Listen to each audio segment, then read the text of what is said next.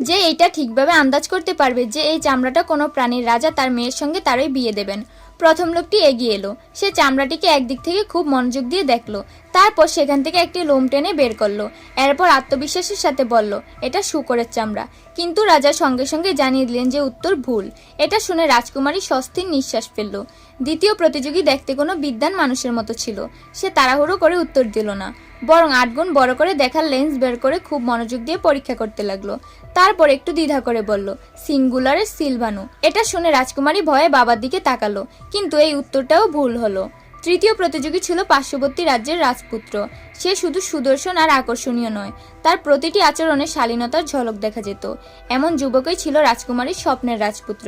তাকে জেতাতে রাজকুমারী চেয়েছিল কোনোভাবে বাবার কাছ থেকে সঠিক উত্তর জেনে চুপি চুপি রাজপুত্রকে জানিয়ে দিতে।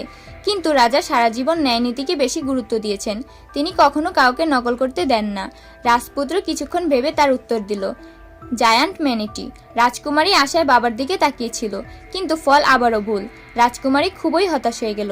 এভাবে সে এক সুন্দর জীবনসঙ্গীকে হারালো, কিন্তু তার আসল বিপদ তখনও বাকি ছিল। হঠাৎ এক ভয়ঙ্কর কুৎসিত জঙ্গলের মানুষ সেখানে হাজির হলো। সৈন্যরা তাকে বের করে দিতে তৎক্ষণাৎ এগিয়ে এলো। তাহলে কে হবে রাজকুমারীর স্বামী জানতে হলে ভিডিওতে লাইক করে চ্যানেলটি সাবস্ক্রাইব করুন।